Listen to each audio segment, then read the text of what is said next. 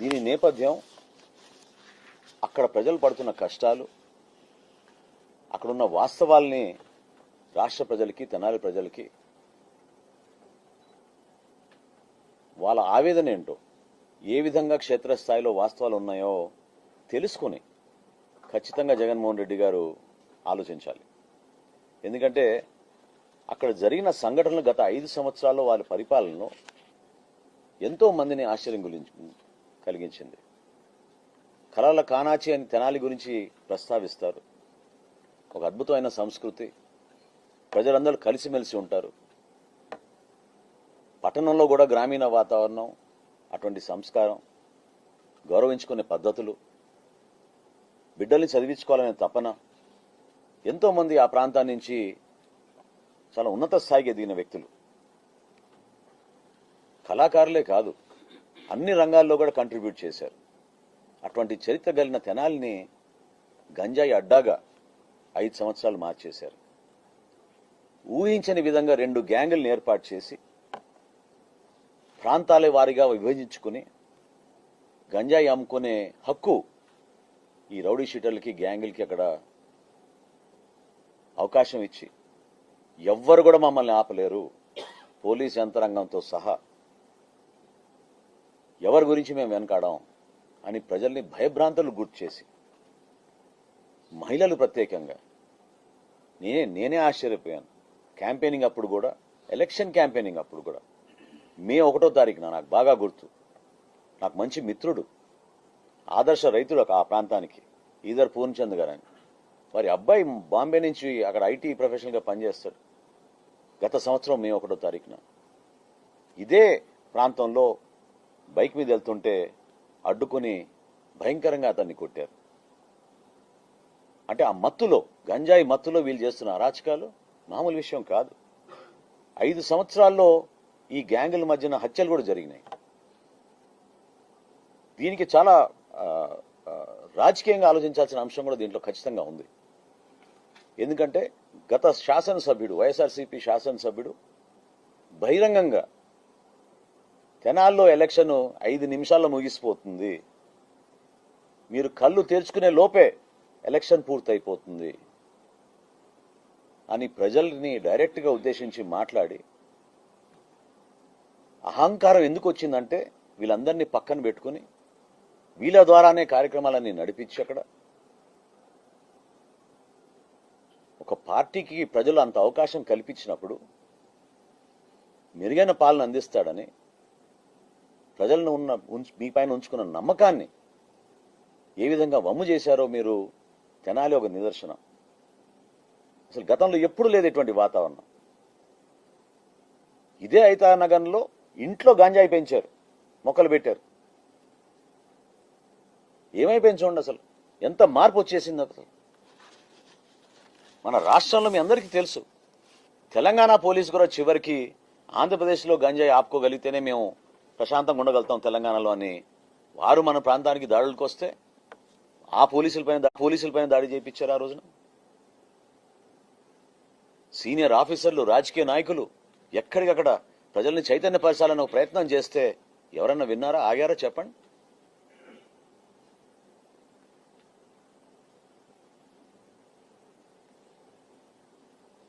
అటువంటి సంస్కృతి గతంలో ఎప్పుడు లేదు. ఈ కొత్త సంస్కృతి వీళ్ళు తీసుకొచ్చి అరాచక శక్తుల్ని, హిస్టరీ షీటర్లని, ఎవరిపైన 10 కేసులు, 12 కేసులు, 13 కేసులు ఉన్నాయో వాళ్ళు కూడా లా అండ్ ఆర్డర్ అంటే అసలు భయమే లేనట్టుగా, ఎవ్వరు మమ్మల్ని అడ్డుకోలేరు, మా కార్యక్రమాలు మేము చేసుకుంటూ వెళ్తాం, తోచిన విధంగానే మేము పనిచేస్తాం అనే ఆలోచనతోటి ఎంతమందిని ఇబ్బంది పెట్టారు చూడండి. నేను ఇందాక చెప్పాను, నేను డైరెక్ట్గా గతంలో ఉన్న శాసనసభ్యుడు, వైఎస్ఆర్సీపీ శాసనసభ్యుడు 5 నిమిషాల్లో ఎలక్షన్ ముగిస్తా అని చెప్పిన వ్యక్తి ఆ రోజున పోలింగ్ రోజు సుధాకర్ అనే వ్యక్తి, ఇంతమంది వెళ్ళిపోతున్నారు లోపలికి, మేము 3 గంటల నుంచి మేము క్యూ లైన్లో ఉన్నామంటే విచక్షణ రహితంగా ఎంత దారుణంగా ఆయన ఆ రోజు కొట్టారో మీరు అందరు చూశారు, రాష్ట్ర ప్రజలందరూ చూశారు. దీనికోసమే వీళ్ళు చేసిన ఈ పన్నాగం, ఈ ఎత్తు కూడా దానికోసమే. ఇటువంటి అరాచక శక్తుల్ని, గ్యాంగుల్ని ఇట్లా తయారు చేసి ఎలక్షన్ అనేది జరగకూడదు, జరగనివ్వం, 5 నిమిషాల్లోనే ఎలక్షన్ పూర్తయిపోతుందని చెప్పి మాట్లాడిన వ్యక్తులు వీళ్ళు. అంటే ప్రశాంతమైన వాతావరణంలో మన రాష్ట్రాన్ని మన అభివృద్ధి పందాలో నడిపించాలని, సంక్షేమంలో ఎక్కడ లోటు ఉండకూడదని గౌరవ ముఖ్యమంత్రి గారు, గౌరవ ఉప ముఖ్యమంత్రి గారు పవన్ కళ్యాణ్ గారు అందరం అహర్నిశలు కృషి చేసి ఒక మంచి వాతావరణం తీసుకొస్తే ప్రభుత్వాన్ని మనం ముందు తీసుకెళ్తామని ఒక ప్రయత్నం చేస్తున్న తరుణంలో కావాలని ప్రాంతాల్లో వచ్చి చిచ్చులు పెడుతున్నారు. కావాలని అనవసరంగా ఇటువంటి అరాచక శక్తుల్ని పోషించడానికి కోసం చేస్తున్న ప్రయత్నం ఇది. దయచేసి రాజకీయాలు దీనికోసం వాడబాకండి. జగన్మోహన్ రెడ్డి గారు కూడా ఆత్మ పరిశీలన చేసుకోవాలి. ఒక కుటుంబాన్ని పరామర్శించడానికి తప్పు లేదు, నో ఇష్యూ ఎట్ ఆల్. కానీ ఒక పార్టీకి అధినేతగా దీని వెనుక ఉన్న నేపథ్యం, బ్యాక్గ్రౌండ్ తెలుసుకోకుండా మీరు తీసుకున్న నిర్ణయాన్ని గురించి మీరు ఆలోచించాల్సిన అవసరం ఖచ్చితంగా ఉంది. ఒక ప్రశాంతమైన వాతావరణం లాంటి తెనాల్లో గత 5 సంవత్సరాల్లో వాళ్ళు కొత్తగా తీసుకొచ్చిన సంస్కృతి ఏంటి? ఏ విధంగా నడిపించారు? ఎంతమంది ఇబ్బంది పెట్టారు?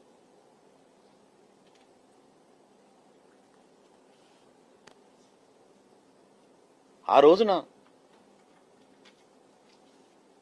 విశాఖపట్నంలో పవన్ కళ్యాణ్ గారుతో పాటు మేము అందరం ఉన్నాం.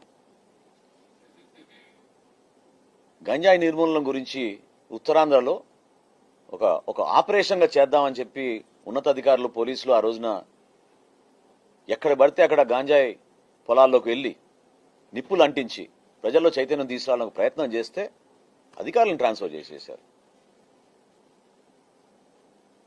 ఎలా మర్చిపోతారు రాష్ట్ర ప్రజలు ఈ విషయాలు?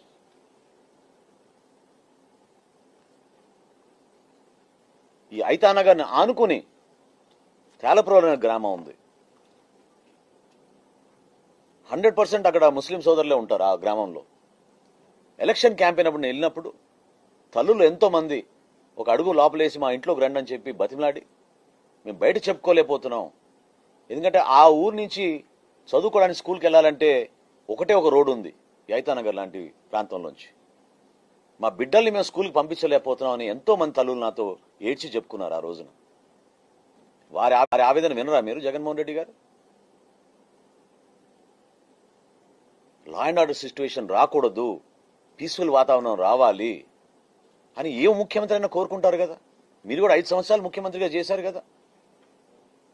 పోలీస్ యంత్రాంగానికి ఆ విధమైన ఇన్స్ట్రక్షన్స్ ఇచ్చి ప్రతి ఒక్క పౌరుడు ధైర్యంగా తన పని తాను చేసుకునే విధంగా యంత్రాంగాన్ని ఉపయోగించాలి. కానీ పర్పస్ఫుల్గా ఒక కొత్త వాతావరణం సృష్టించడానికి వీళ్ళు చేస్తున్న ప్రయత్నాన్ని ఖచ్చితంగా మేము ఖండిస్తున్నాం.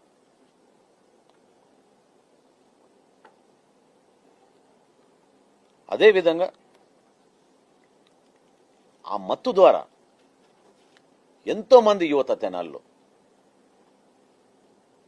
నాకు బాగా గుర్తు, ఎలక్షన్కి 2 సంవత్సరాల ముందు ఒక మధ్యతరగతి నుంచి, ఒక కుటుంబం నుంచి ఒక మహిళ, ఒక తల్లి ఫోన్ చేసి నాకు, మరి ఎవరు పట్టించుకోవడం లేదు, రైస్ కుక్కర్ తీసుకుని వెంటబడుతున్నాడు మాకు, మా అబ్బాయి గంజాకి అలవాటైపోయి డబ్బులు ఇమ్మని, తెనాల్లో మేము ఎప్పుడు చూడలేదు ఇటువంటి సంస్కృతి అని చెప్పింది. ఆ రోజు నేను జిల్లా ఎస్పీ గారికి ఫోన్ చేశాను. నేను ప్రతిపక్షంలో ఉన్నా కూడా ఆ రోజు ఫోన్ చేసి రిక్వెస్ట్ చేశాను జిల్లా ఎస్పీ గారిని, ఒకసారి రండి, మీరు వచ్చి మీరు చెక్ చేయించండి, నాకాబందీ చేయండి. మీరు తెనాల్లో ప్రతి సందులో అమ్మేస్తున్నారు, ప్రతి బడ్డీ కొట్లో అమ్మేస్తున్నారు గంజాయి. ఏమైపోయింది ఈ మార్పు ఈ పట్టణానికి, ఈ ప్రాంతానికి? గ్రామాల్లో కూడా వలభాపురం లాంటి గ్రామం, తేలప్రోలు కొలిపర మండలంలో వలభాపురం అనే గ్రామంలో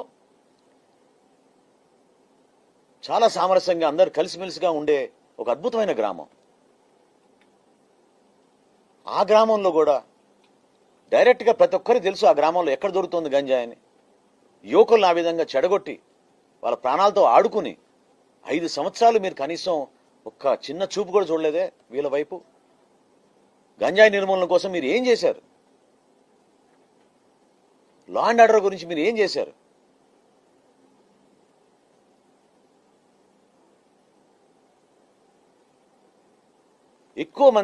ఎక్కువ శాతం తెనాలి ప్రజలు ఈరోజు కోరుకుంటున్నారు. దయచేసి మీరు రేపటి రోజున అక్కడ వచ్చి పర్యటనకి మీరు ప్రజల్లో మళ్ళీ ఇంకోసారి అనవసరమైన రాద్ధాంతం సృష్టించి ప్రజల మధ్య విభేదాలు సృష్టించి కులాలతో మతాలతో ఏం సంబంధం అండి లా అండ్ ఆర్డర్ మెయింటైన్ చేసుకునేటప్పుడు? అటువంటి ఆలోచనలు మీరు విరమించుకోవాలి. సమాజంలో చీలిక చేయడానికి కోసం, తద్వారా రాజకీయ లబ్ధి పొందడానికి కోసం గతంలో ఇదే వైఎస్ఆర్సీపీ ప్రభుత్వం కోనసీమలో ఏ విధంగా అలజడి సృష్టించిందో మీ అందరికి గుర్తు చేయాలి. ఈ సందర్భంగా ఎక్కడైనా ఊహించామా మనం? అమలాపురంలో ఏ విధంగా వర్గాల మధ్య చిచ్చులు పెట్టి రాష్ట్రం అంతటా ఒక సంచలనం సృష్టించి ప్రజల్ని భయభ్రాంతులు గుర్తు చేసి దేనికోసం? మీ రాజకీయ లబ్ధి కోసమా? దీనికోసమా మనం రాజకీయ నాయకుల్లో మనకు కోరుకునేది? మన పదవులు రావాలి, కష్టపడి పనిచేయాలి, రాష్ట్రానికి దేశానికి మంచి పేరు తీసుకురావాలి, మన బిడ్డలకి ఉపాధి అవకాశాలు కల్పించాలనే ఆలోచనలు మీరు మానుకుని ఇటువంటి ఆలోచన ద్వారా మీరు వెళ్తుంటే తెనాలి నియోజకవర్గ ప్రజల తరఫున ఎంతో ఆవేదనతోటి అక్కడి శాసనసభ్యుడిగా నేను మాట్లాడుతున్నాను ఈ రోజు. దయచేసి ఇటువంటి ఎంకరేజ్ చేయబాకండి.